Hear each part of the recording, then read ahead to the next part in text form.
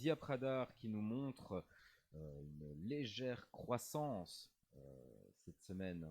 On espère que ce plateau va se conforter et va permettre de rebondir et de monter encore un petit peu.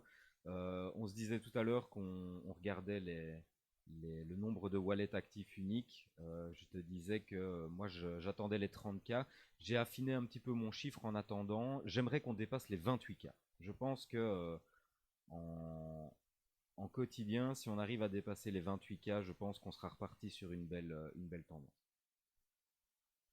Ouais. En En tout en cas, tout ce cas, qu'on c'est le peut top dire, c'est de tout que le range qu'on a pour l'instant. Je t'écoute. non, en tout cas, moi, ce que je peux dire de ce que je vois, c'est que voilà, ça ressemble pas à ce qu'on peut observer en termes de pattern sur les 90 derniers jours. Donc, c'est bon signe. Je croyais que tu allais me dire que ça ressemble pas à ce qu'on peut observer sur le Bitcoin. Non, ouais, je pense qu'on peut difficilement corréler pour l'instant. Espérons que ça arrive, mais en tout cas, non, Espérons, là, c'est. espérons, espérons. Ou alors, il faut que j'achète des lunettes, quoi. Ouais. Des lunettes de vue, pour le coup. Pas des Alors lunettes de attends, soleil. je continue toujours avec comme chaque semaine, hein, daily transaction, volume, etc. Bon ben, on est à plat pour l'instant, on est en range. Il n'y a toujours pas grand-chose d'intéressant à dire là-dessus. Au niveau du second marché, on voit qu'il y a toujours énormément de traction au niveau des car showrooms. C'est toujours les voitures qui tirent pas mal le marché. Avec une petite fulgurance au niveau volume en trading des NFLPA fan shop. Donc je ne sais pas exactement ce qui se passe, mais visiblement ça sort un petit peu cette semaine. Donc très très bien pour tous ceux qui sont actifs dans le domaine.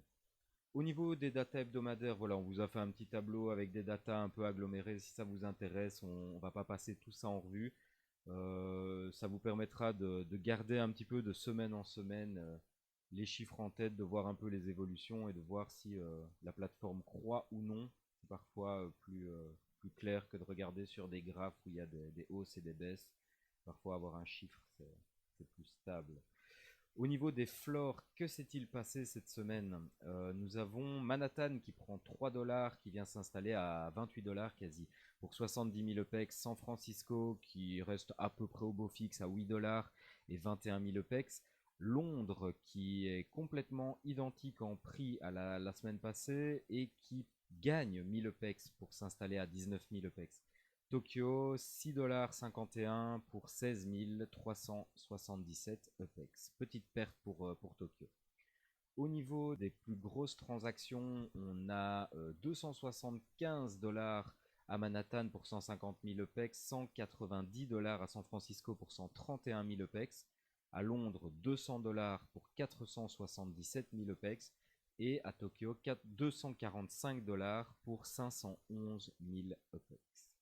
Au niveau des volumes, par contre, on est à mon avis sur une légère décroissance. J'ai pas vraiment comparé, mais là, à première vue, j'ai l'impression qu'on est sur une très légère décroissance, à part à San Francisco, où il y a l'air d'avoir un petit regain au niveau du volume en OPEX.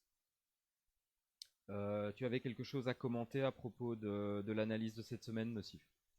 Bah, une chose qu'on peut bien évidemment noter, c'est que voilà, prenez en compte sur ces volumes et ces grosses transactions qu'il y a eu un release cette semaine. Donc Évidemment, forcément, ça joue. forcément ça coupe l'herbe sous le pied de tout ce qui existe déjà. Exactement. Ça prend de la liquidité.